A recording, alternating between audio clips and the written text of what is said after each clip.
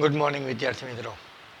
આજે આપણે ધોરણ 10 બરાબર સામાજિક વિજ્ઞાનની અંદર જે આપણો પાઠ ચાલુ છે 10મો પાઠ કૃષિ એમાં છે એ આપણે આજે આગળ જોવાનું છે. અગાઉ છે એ આપણે ટેકનિકલ સુધારા અને સંસ્થાગત સુધારા ભણી ગયા.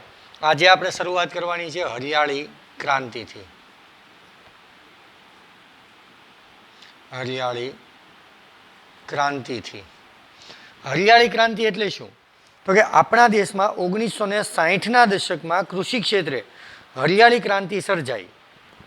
આપણા દેશમાં ક્યારે? 1960માં હરિયાળી ક્રાંતિ સર્જાઈ. તે પહેલા એવો સમયગાળો હતો કે જ્યારે દેશના અનાજની તીવ્ર અછત પ્રવર્તી હતી. એ પહેલા એટલે કે 1960માં જ્યારે હરિયાળી ક્રાંતિ નહોતી થઈ એ પહેલા દેશમાં જે છે એ અનાજની તીવ્ર અછત હતી.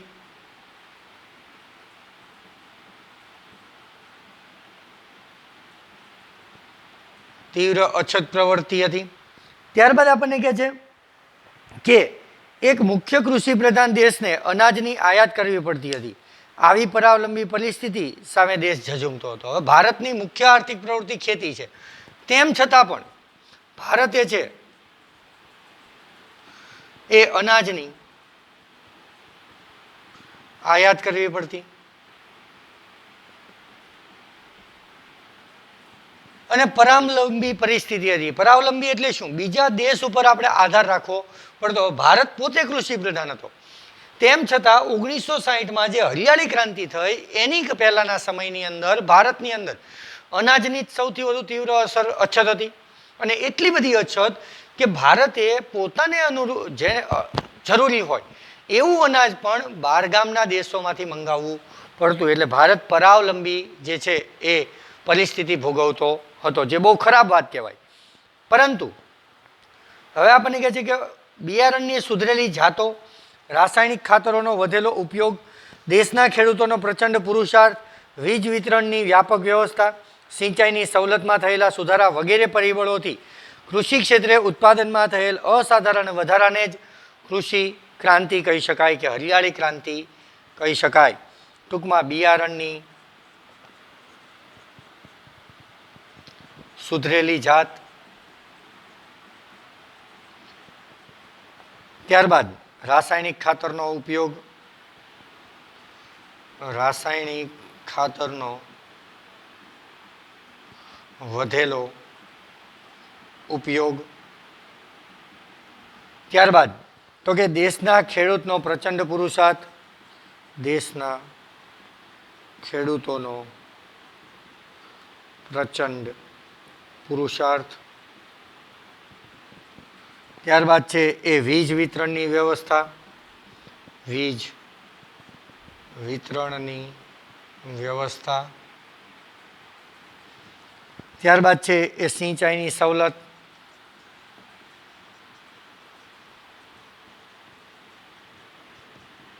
વગેરેને કારણે કૃષિ ક્ષેત્રે ઉત્પાદનમાં થયેલ વધારાને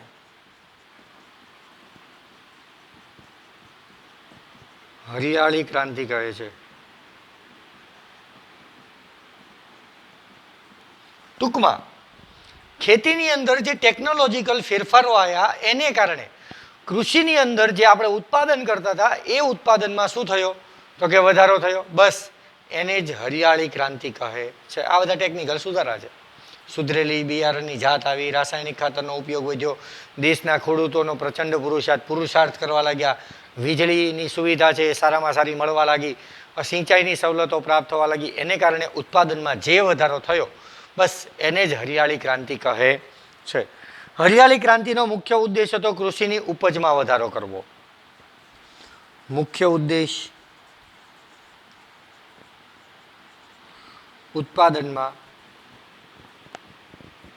વધારો કરવાનો.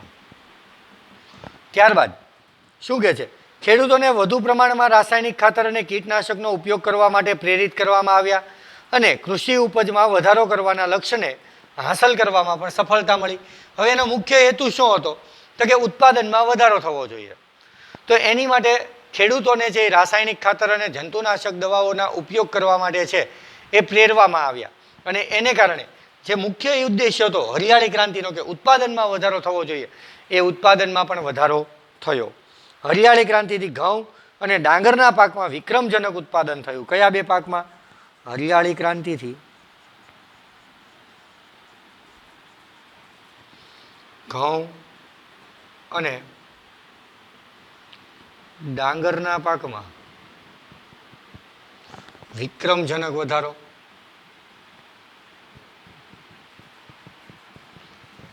જે અદ્વિતીય, જે ધાર્યો નહોતો એવો વધારો થયો.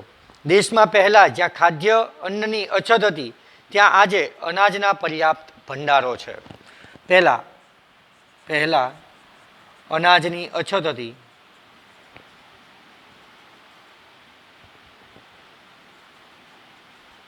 આજે પર્યાપ્ત ભંડારો છે.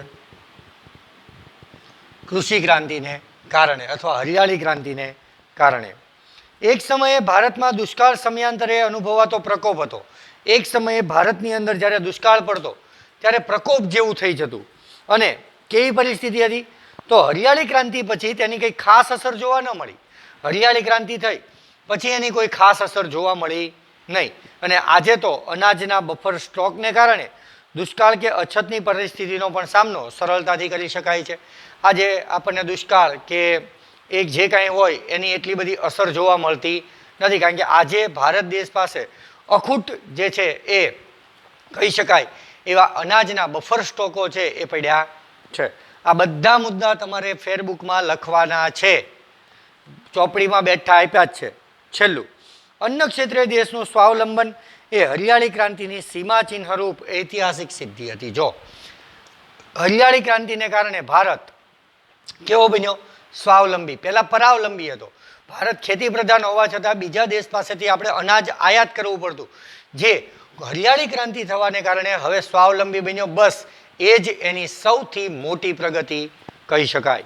આજે રોકડિયા પાકનું વાવેતર વધતા કઠોળ અને ધાન્ય પાકોનું વાવેતર તથા ઉત્પાદન ઘટવા લાગ્યું છે અને એક જ પાકનું પુનરાવર્તન થતાં જમીનની ફળદ્રુપતા પણ ઘટી છે. અને વિશ્વના દેશોએ કૃષિ ક્ષેત્રે ઉન્નત ટેકનોલોજીનો ઉપયોગ કરીને જે પ્રગતિ સાધી છે ત્યાં સુધી પહોંચવામાં હજુ આપણે બીજી ક્રાંતિની જરૂર છે. હા, ભારતે જે હરિયાળી ક્રાંતિ કરી અને ડેવલપમેન્ટ કર્યું એ વાત બરોબર છે, પણ બીજા દેશો કે જે એની કરતાં આગળ હતા એણે ટેકનોલોજીનો ઉપયોગ કરી આજે જે કક્ષાએ પહોંચ્યા છે એ કક્ષાએ પહોંચવા માટે ભારતમાં બીજી હરિયાળી ક્રાંતિ કરવાની જરૂર છે.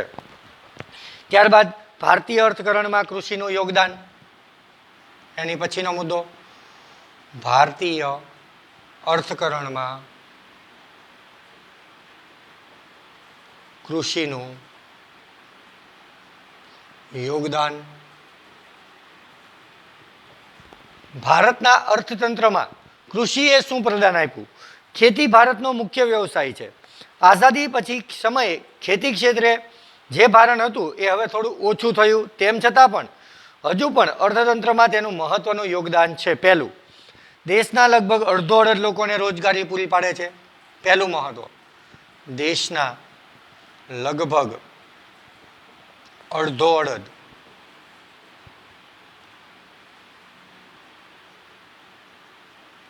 લોકોને રોજગારી પૂરી પાડે છે. દેશના અડધોઅડધ એટલે 60% લોકો એ ખેતી ઉપર આધારિત છે. ત્યારબાદ કૃષિ ક્ષેત્રે દેશમાં ઘરેલું પેદાશનો લગભગ 70% હિસ્સો ધરાવે છે. કૃષિ ક્ષેત્ર ઘરેલું પેદાશને કહેવાય છે જીડીપી. જીડીપીને પૂરું નામ થાય ઇંગ્લિશમાં ગ્રોસ ડોમેસ્ટિક પ્રોડક્ટ. બરાબર? એટલે ખાસ યાદ રાખજો, પૂછાય ઘણી વખત. શું કહે છે? 70% હિસ્સો છે ભારત જે દેશની અંદર કુલ ઉત્પાદન કરે છે એમાં 17% ઉત્પાદન છે એ ખેતી ક્ષેત્રનું છે એવું કહેવા માગે છે. તો એ પણ બહુ મોટું પ્રદાન છે, મહત્વ છે. ભારતની મહત્વની કૃષિ પેદાશો ચોખા, ઘઉં, તેલીબિયા, કપાસ, શણ, ચા, શેરડી, તમાકુ, બટાકા વગેરે છે અને તેની નિકાસમાંથી વિદેશી હુંડિયામણ પ્રાપ્ત કરે છે. ભારત પોતાના ઉત્પાદનમાંથી વિદેશી હુંડિયામણ પ્રાપ્ત કરે છે.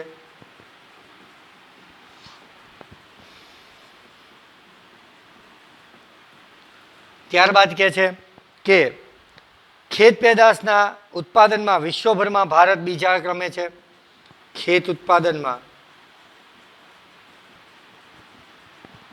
વિશ્વમાં ભારત બીજા ક્રમે છે. તો પહેલા ક્રમે ચીન છે એ આપણને ખબર છે. ત્યારબાદ સુતરાઉ કાપડ, ખાંડ, કાગળ, તેલ વગેરે ઉદ્યોગો તથા ખાદ્ય સામગ્રીને લગતા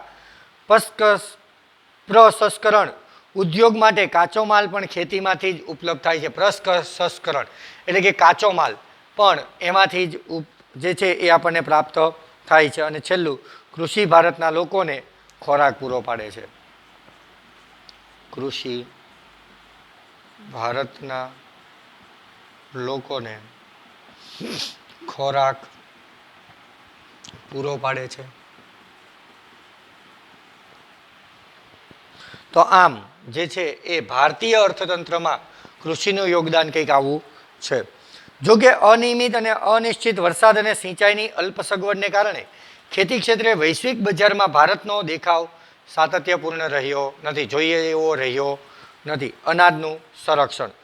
હવે વિદ્યાર્થી મિત્રો, આ ટૂંક નોંધ છે એ તમારે લખવાની છે ચોપડીની અંદરથી ફેરબુકમાં. હું અહીંયા લખતો નથી, હું માત્ર વાંચીશ અને તમને સમજાવીશ. મુદ્દા હવે તમને લગભગ બધા મુદ્દા પાડતા આવડે છે. હું એક એક બધું લખીશ તો આપણે ડબલ સમય જશે અને પાછો કોર્સમાં ડીલે થઈ જશે, બરોબર?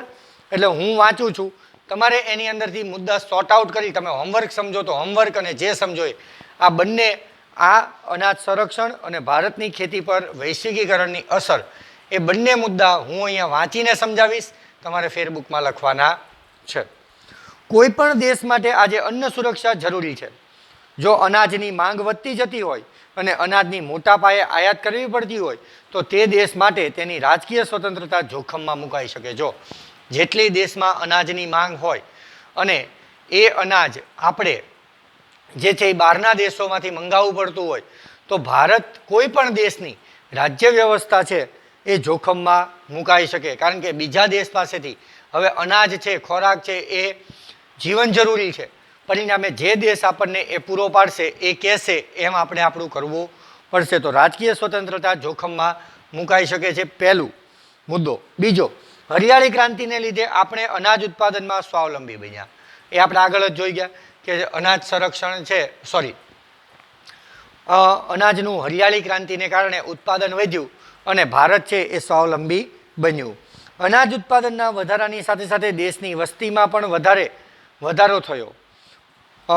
જેમ જેમ ઉત્પાદન વધતું ગયું સામે વસ્તીમાં પણ શું થયો તો કે વધારો થયો. તેમ છતાં 1951માં દેશની વસ્તી આશરે 36.10 લાખની હતી અને આજે 125 કરોડથી પણ વધુ છે. તેથી અનાજની માંગમાં પણ શું થયો છે? વધારો થયો છે. તેમ છતાં આપણા દેશમાં છેલ્લા 5 વર્ષમાં અનાજનું ઉત્પાદન જોજો કેટલું થયું છે. 1950-51માં ભારતમાં 51 કરોડ ટન અનાજનું ઉત્પાદન થયું હતું, જે વધીને 2013 અને 14માં વિક્રમજનક 265.04 કરોડ ટન થયું છે, બરાબર? તો આ પણ અંડરલાઈન કરજો. આજે આપણી પાસે એટલું અનાજ છે કે દેશની ન્યૂનતમ જરૂરિયાત પણ પૂરી કરી શકાય. આજે ભારત દેશ પાસે એટલા બધા અનાજનો સ્ટોક છે કે આપણી નાનામાં નાની જરૂરિયાત છે એ આપણે પૂરી કરી શકીએ છીએ. ત્યારબાદ આ ભંડાર ટકાવી રાખવો અને તેમાં વધારો કરવો એ જરૂરી છે. જો આ ભંડાર આવો નાવો રહે અને એમાં વધારો થાય એવા પ્રયત્નો આપણે કરવા જોઈએ. અનાજનો બફર સ્ટોક ઊભો કરીને દુષ્કાળ કે ઓછા અનાજના ઉત્પાદન સમયે અનાજની તંગી અટકાવી શકાય છે. જો આપણી પાસે અનાજનો બફર સ્ટોક હશે તો દુષ્કાળને કારણે જે તંગી પર વર્તાય છે અથવા તો જે પરિસ્થિતિનો સામનો કરવો પડે છે એ આપણે કરવો પડશે નહીં. અને અનાજના ગોદામોમાં રહેલા અનાજને સાચવવાની વૈજ્ઞાનિક પદ્ધતિઓ અપનાવીને અનાજનો બગાડ થતો અટકાવી શકાય છે. હવે અનાજના ગોદામની અંદર જે અનાજ પડ્યું છે એ લાંબો સમય સુધી જો પડ્યું રહેશે તો પણ બગડી જશે, તો એ કંઈ કામનું નથી. પણ એની બદલે વૈજ્ઞાનિક પદ્ધતિઓ અપનાવી અને એને શું કરવું જોઈએ તો કે સાચવવું જોઈએ. આ અનાજ હજારો ગરીબ પરિવારને વિનામૂલ્યે આપીને એની ભૂખ મિટાવી શકાય છે. હવે લાખો ટન અનાજ છે એ બગડી જાય એની બદલે જે અનાજ છે એ બગડી જાય એની કરતાં ગરીબ લોકોને છે એ મફત આપી અને એની ભૂખ પણ તમે સંતોષી શકો છો. અનાજનો બગાડ અટકાવવો એ આજના સમયની તાતી જરૂરિયાત છે. જો અનાજનો બગાડ છે એ આપણે અટકાવવો પડશે, બરાબર, એ આપણી આજની જરૂરિયાત છે, કારણ કે માણસને ખોરાક વગર ચાલશે નહીં.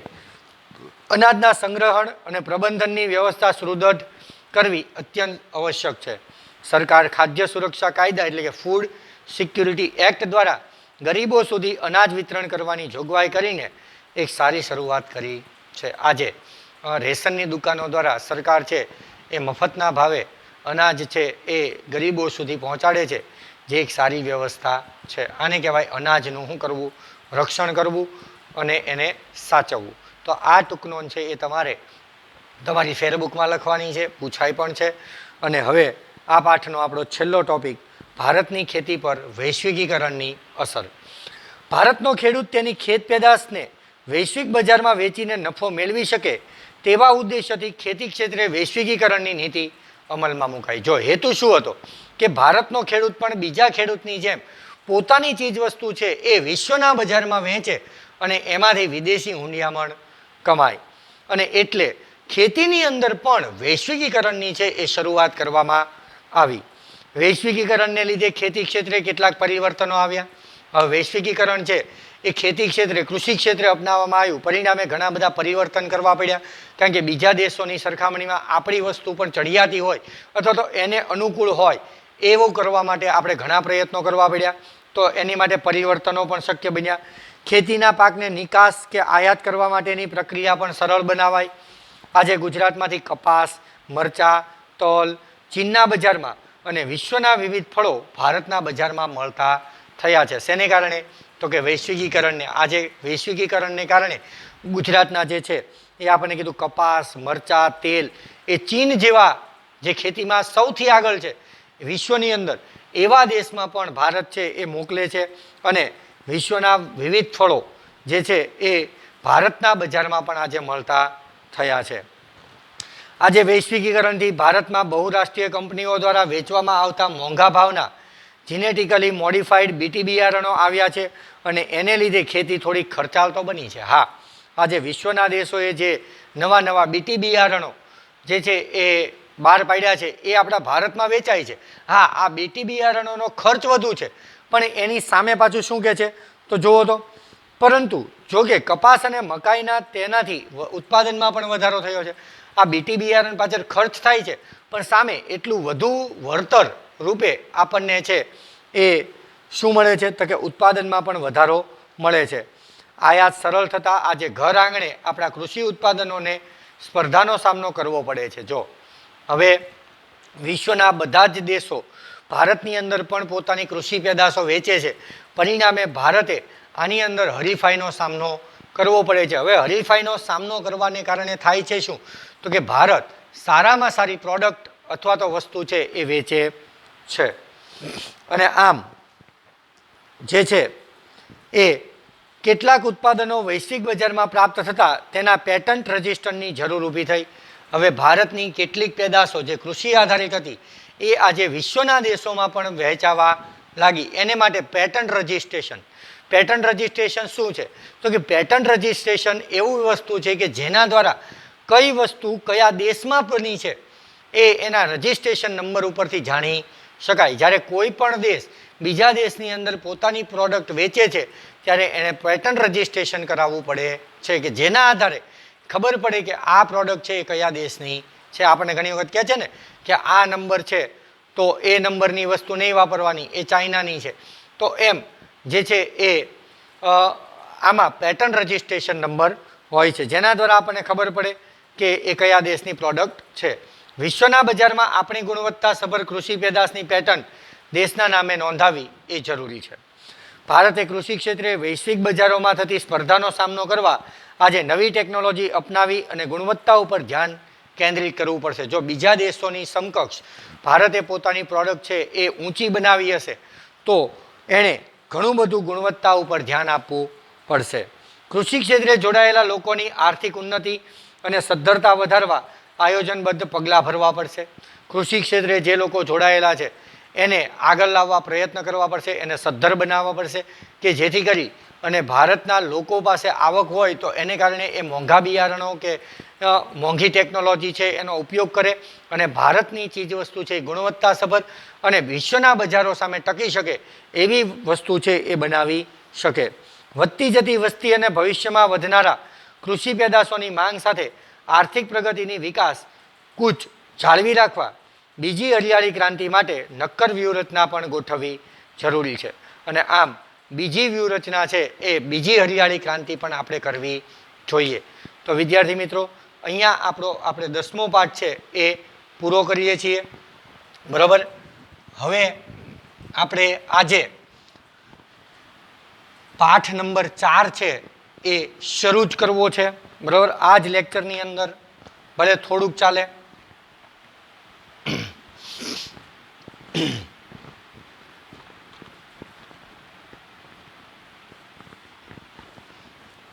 તો હવે અહીંયા થઈ જશે સ્ટાન્ડર્ડ 10th પાઠ 4, એનો ભાગ નંબર અહીંયા 1. સ્ટાન્ડર્ડ 10th પાઠ 4 ભાગ 1. ભાગ 1 આવશે એટલે તમને લોકોને હવે પછીના ભાગની અંદર હું જ્યારે વિડીયો બનાવીશ ત્યારે યુનિટ નંબર 4નો બીજો ભાગ એવું જ સીધું લખીશ. બરાબર. એટલે તમે પાછા કન્ફ્યુઝનમાં ન પડતા કે સાહેબ પહેલો ભાગ તો આવ્યો જ નહીં, બીજો ભાગ જ ડાયરેક્ટ આવ્યો. બીજો ભાગ નહીં, પહેલો જ ભાગ અહીંયા આપણે ભણીએ છીએ. તો ભારતનું સાહિત્યિક વારસો. સાહિત્ય એટલે શું? તો સાહિત્ય એટલે જે પુસ્તકો રચાણા છે એ બધું સાહિત્ય કહેવાય. આપણે ચર્ચા નહીં કરીએ, સીધા કામ કરશું. માનવીએ પોતાના વિચારો, ભાવો, લાગણીઓ અને ઉર્મિઓ વગેરે અન્ય માનવી કે પ્રાણી સુધી પહોંચાડવા માટે કેટલાક હાવભાવ, સંકેતો કે ચિત્રનો આશરો લીધો અને કેટલાક ધ્વનિઓ કર્યા. તેમાંથી બોલી અને લિપિનો ઉદ્ભવ થયો. બરાબર. આપણને પહેલો જ પ્રશ્ન પૂછાય કે બોલી અને લિપિનો ઉદ્ભવ કેવી રીતે થયો? તો અંડરલાઈન કરજો. માનવીએ પોતાના વિચારો, માનવીએ પોતાના વિચારો, ભાવો, લાગણીઓ, ત્યારબાદ ઉર્મિઓ વગેરેને અન્ય માનવી કે પ્રાણી સુધી પહોંચાડવા કેટલાક હાવભાવ,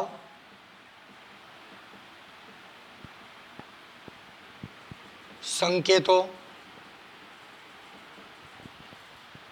અને કે ચિત્રોનો સહારો લીધો.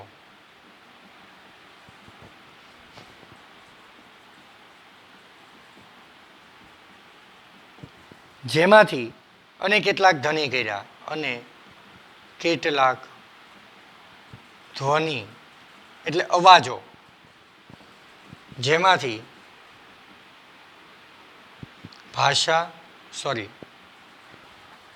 બોલી અને લિપિનો ઉદ્ભવ થયો. તો તમને એવો પ્રશ્ન પૂછાય, બોલી અને લિપિનો ઉદ્ભવ કેવી રીતે થયો? તો ખાસ માનવીએ પોતાના વિચારો, પોતાના મનમાં જે વિચાર છે, પોતાના જે ભાવ છે, પોતાની લાગણી છે, પોતાની ઉર્મિઓ છે, એ અન્ય માનવી એટલે કે બીજા મનુષ્ય સુધી પહોંચાડવા કે પ્રાણી સુધી પહોંચાડવા કેટલાક હાવભાવ કર્યા. આપણે આપણી સંકેત દ્વારા પણ કરીએ છીએ ને, પાણી પીવું છે, જમવું છે, હાવભાવ સંકેતો દ્વારા, ચિત્રનો સહારો લઈને કેટલાક અલગ અલગ અવાજો એટલે ખબર પડે. ધ્વનિ કર્યા, જેમાંથી ધીમે ધીમે શેનો બોલી અને લિપિનો ઉદ્ભવ થયો. આ લિપિએ ભાષાના ઘડતરમાં મોટો ફાળો આપ્યો. ભાષાના ઘડતરમાં કોણે ફાળો આપ્યો? લિપિએ ભાષાના ઘડતરમાં મહત્વનો ફાળો આપ્યો.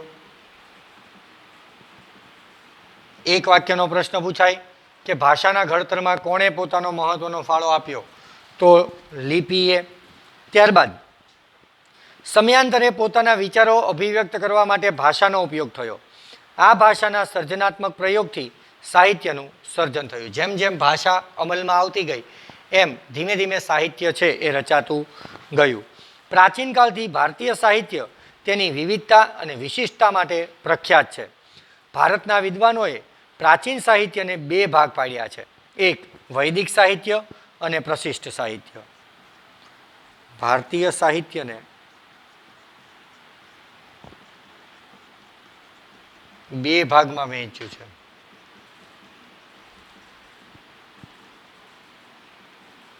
એક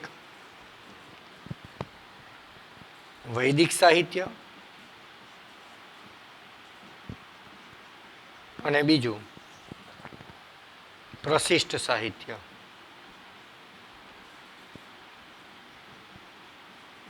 વૈદિક એટલે જે વેદ ઉપર આધારિત છે એવું સાહિત્ય, અને પ્રશિષ્ટ એમાં થોડો ઘણો સુધારો કરી કાલ્પનિક બાબતોને ઉમેરી અને જે સાહિત્ય રચાયું એને શું કહે છે? તો કે પ્રશિષ્ટ સાહિત્ય કહે છે. આ ઉપરાંત કેટલીક લોકબોલીમાં રચાયેલું પણ સાહિત્ય પ્રચલિત છે. પછી ત્યારબાદ ટોપિક છે ભાષા અને સાહિત્ય. ભારતના ઇતિહાસમાં આપણે નજર નાખીએ તો સદીઓથી વિવિધ ભાષાઓનો ઉદ્ભવ થયેલો જોવા મળે છે. આ ભાષાઓએ એકબીજા ઉપર અસર પણ કરી. એકબીજા ઉપર ભાષાની અસર તમે જોવા મળે છે અને પ્રભાવ પણ પડ્યો. તેથી ભાષાઓના સમૃદ્ધ સાહિત્યમાં આજે પરિવર્તન આવ્યું. પરિણામે નવી નવી ભાષાઓ અને નવા નવા સાહિત્યનું સર્જન થયું. તેનું ઉત્તમ ઉદાહરણ સંસ્કૃત ભાષા છે. વર્તમાન સમયમાં સંસ્કૃત ભાષાનો ઉપયોગ ઓછો થતો, પરંતુ ધાર્મિક કાર્યો અને પૂજાવિધિમાં સંસ્કૃત ભાષાનો જ ઉપયોગ થાય છે. વર્તમાન સમયમાં એટલે કે હાલમાં વર્તમાન સમયમાં છે સંસ્કૃત ભાષાનો ઉપયોગ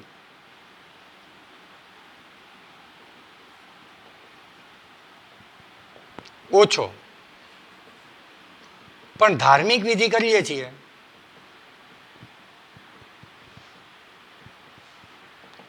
એમાં સંસ્કૃતનો જ ઉપયોગ થાય છે. આપણા ઘરે જે ધાર્મિક વિધિઓ કરે એમાં જે પંડિત શ્લોક બોલે છે એ બધા જ સંસ્કૃત ભાષાના શ્લોક છે. પહેલાં તો લોકો છે એ સંસ્કૃતમાં આદાન પ્રદાન એટલે કે વાતો કરતા હતા. આજે એટલો બધો ઉપયોગ નથી થતો બોલીમાં, પણ સંસ્કૃત ભાષાનો ધાર્મિક વિધિઓમાં ઉપયોગ થાય છે. સામાન્ય રીતે માનવી માટે તો અભિવ્યક્ત કરવાની અને ઝીલવાની ઉત્તમ તક ભાષા પૂરી પાડે છે. એક વાક્યનો પ્રશ્ન. માનવી માટે અભિવ્યક્ત કરવાની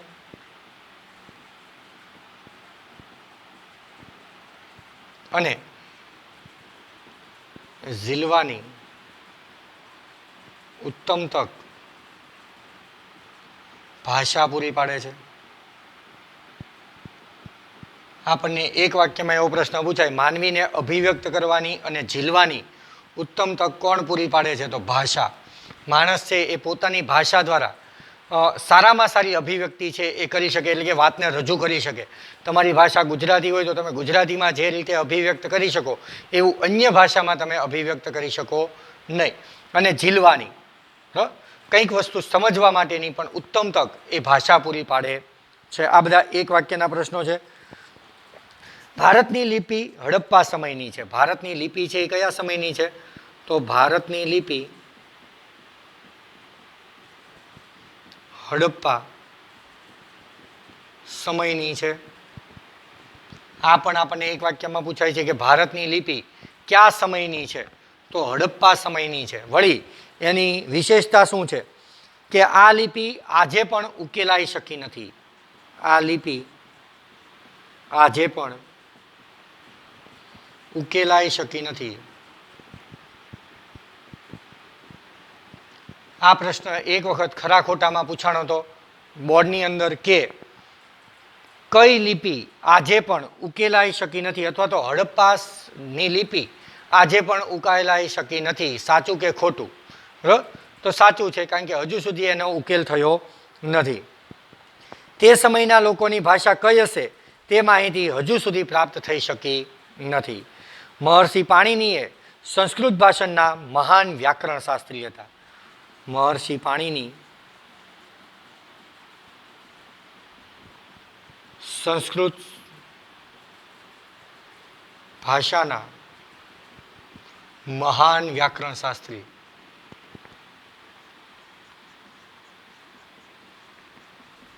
બરાબર, આપણને એવો પ્રશ્ન કે સંસ્કૃત ભાષાના મહાન વ્યાકરણ શાસ્ત્રી કોણ છે? તો મહર્ષિ પાણિની. અને એણે એક ગ્રંથ લખ્યો અષ્ટાધ્યાયી. કયો ગ્રંથ? કાઉન્સમાં લખું છું, ગ્રંથ અષ્ટાધ્યાયી.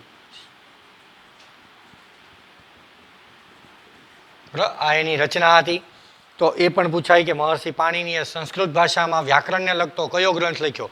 તો અષ્ટાધ્યાયી, જે ઈસવીસન પૂર્વે 4th સદીમાં છે.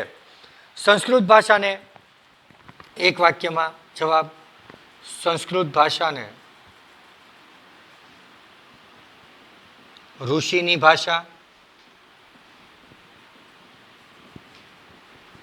ત્યારબાદ વિદ્વાનોની ભાષા,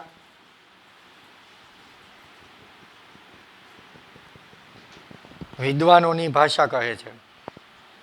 આપણને પ્રશ્ન પૂછાય કઈ ભાષાને ઋષિની ભાષા અથવા વિદ્વાનની ભાષા કહે છે? તો સંસ્કૃતને અને આર્યની ભાષા. અને છેલ્લું જોઈ લઈએ કે આજના સમયમાં પણ વિશ્વકક્ષાએ સર્વસ્વીકૃત તે બની છે. સંસ્કૃત ભાષા મુખ્યત્વે ધર્મ, તત્વજ્ઞાન અને વિજ્ઞાનની ભાષા છે. આ પણ કરજો. સંસ્કૃત કઈ કઈ? ધર્મ, તત્વજ્ઞાન અને જ્ઞાન વિજ્ઞાનની ભાષા છે.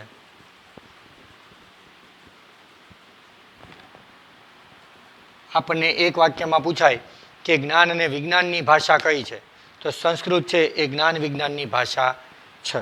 તો આજે છે એ આપણે અહીંયા સુધી રાખશું. પ્રાચીન ભારતીય સાહિત્ય છે એ આપણે નેક્સ્ટ પીરિયડમાં ભણશું. ખાસ મેં આ પહેલો ચોથો પાઠ છે એ 10મા પછી ડાયરેક્ટ સ્ટાર્ટ કર્યો છે, એટલે હવે જ્યારે હું વિડીયો મૂકીશ ત્યારે એમાં બીજો ભાગ જ લખીશ. એટલે કોઈ વિદ્યાર્થી એવું ફોન કરીને નહીં કે સાહેબ ડાયરેક્ટ બીજો ભાગ આવ્યો, કારણ કે પહેલો ભાગ છે એ આપણે આમાં લઈ લીધો છે. ઓકે, અસ્તુ, આભાર.